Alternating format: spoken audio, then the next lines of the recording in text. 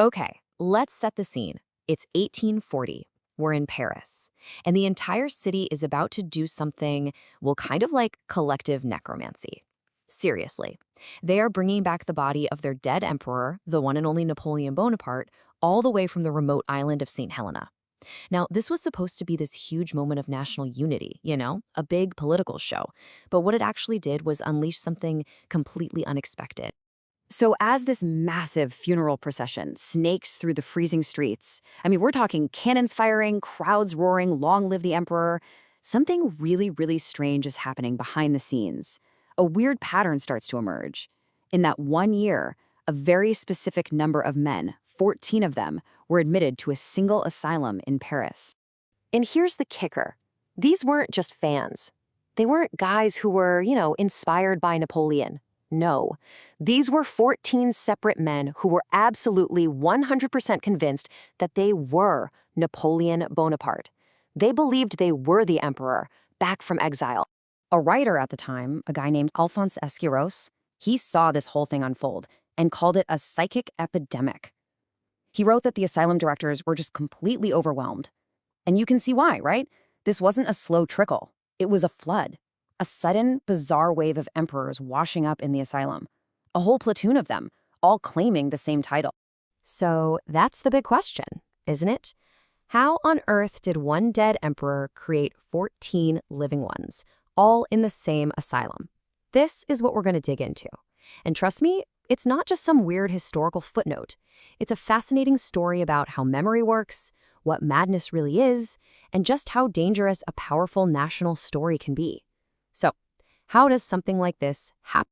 All right, so to get to the bottom of the madness of these 14 men, we first got to understand the madness of the city itself. We need to take a look at what was going on in Paris in the 1840s. And to really get it, you have to see the massive contrast. In one corner, you've got the ghost of Napoleon. We're talking pure glory, the scepter, the guy who conquered Europe. And in the other corner, you've got the guy actually on the throne, King Louis Philippe. People called him the Citizen King. And get this, his symbol wasn't a scepter, it was an umbrella. Yeah, he was safe, kind of middle class, and let's just say it, he was boring. His whole reign had this huge legitimacy problem. No sparkle, no grandeur. So what does a boring king do to solve his image problem? Well, he tries to borrow someone else's. He looks to the past. Napoleon dies way back in 1821. Louis Philippe comes to power in 1830. And by 1840, his government is so desperate for a little of that old Napoleonic magic that they cook up this plan, the Retour des Cendres, or the Return of the Ashes. It was a totally calculated political stunt to prop up a shaky government. The thing is, the plan worked a little too well. The government's propaganda machine went into overdrive, and it basically turned Paris into one giant Napoleonic echo chamber. The newspapers were just flooded with imperial symbols. You had songs, plays, little cheap booklets, all talking about Napoleon like he was a god coming back to save them. For the most vulnerable people in the city, this wasn't just a history lesson. It was a full-on sensory bombardment. Okay, so now let's leave the streets of Paris for a minute and go inside the asylum walls to see how all this public hype was playing out. Let's take a look inside the imperial ward, as it were. And what's just wild is how consistent this delusion was. These 14 guys weren't just yelling, "I'm Napoleon," at the walls. No, they were performing the role, and all in the exact same way. They all did the classic pose, hand tucked inside the waistcoat. They all had this intense eagle stare. They wouldn't have a conversation. They would issue decrees, spending all day redrawing maps of Europe. And heaven help a nurse who didn't follow an imperial command. They would just explode in a fit of rage. The doctors back then actually had a name for this condition. They called it monomania ambiguous. And it's a really fascinating idea. It basically described a person who was completely sane, completely rational, except for one single obsessive idea. Think of it as a focused, almost logical kind of madness. And that's exactly what made it so hard to treat. You couldn't just tell them they were wrong because their logic was perfectly fine. It was just built on a totally bonkers foundation. So a doctor might say, "But sir, you're in an asylum." And the patient, the emperor, would just calmly reply, "Well, of course I am. This is a political prison. My enemies, the English, probably, put me here to stop me from reclaiming my throne." See, from inside the delusion, that answer makes perfect logical sense. But some doctors at the time had an even deeper and, frankly, more radical theory.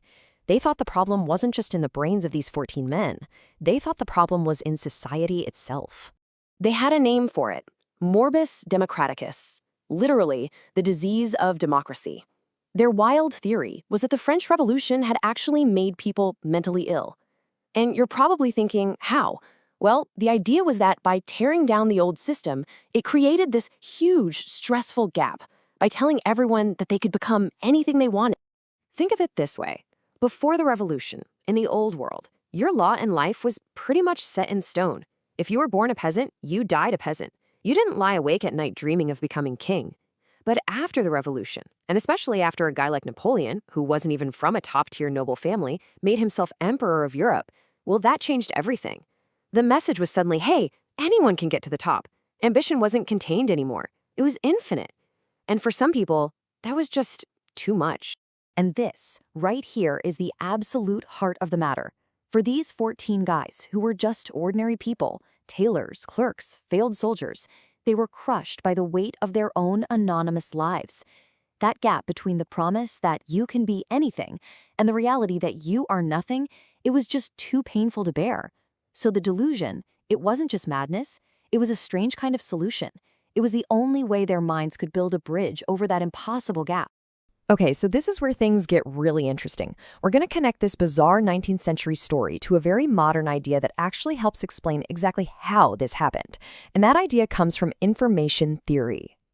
And what better place to start than with Napoleon's own words? He once said, "History is a set of agreed-upon lies."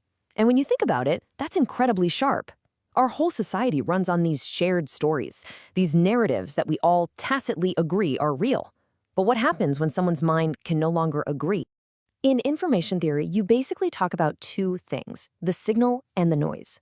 So in our story, the signal was the myth of Napoleon. It was being blasted out by the government, super loud, super clear, super heroic. The noise, on the other hand, was the messy, chaotic, and often disappointing reality of your own personal life, your poverty, your failures, your anonymity. So here's the crucial moment where it all goes wrong. For most people, their brain hears that Napoleonic signal and decodes it as, history or a national symbol. But for a mind that's already under a ton of stress, from being poor or sick or traumatized, that decoding process just breaks. The signal from the state becomes so loud, so overwhelming that it's not processed as an outside story anymore. It's decoded as an inside reality, as me. Let me put it another way. The story of Napoleon the Great was what you'd call a high-fidelity signal. It was clear, simple, heroic, and you heard it everywhere. But the story of me, a guy who can't pay his rent, was a low-fidelity signal. It was messy, confusing, and full of static.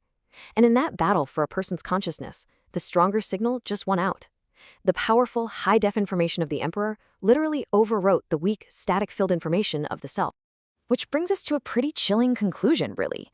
The madness of these 14 men wasn't just some random biological fluke. It was, in a way, manufactured by history itself. They were casualties of a narrative. They were the collateral damage of a powerful legend that the government used for its own political gain. Probably without ever thinking, it could literally blow the circuits in the minds of its most fragile citizens. And that really leaves us with a big question for today, doesn't it? The technology has changed, we have the internet, social media, 24-hour news, but that basic dynamic of signal and noise is still here. So you have to ask yourself, what are the powerful, high-fidelity signals being blasted at us today from our media, our politics, our culture? And what quiet, fragile, personal realities might they be in danger of overwriting? Thank you so much for joining me for this deep dive.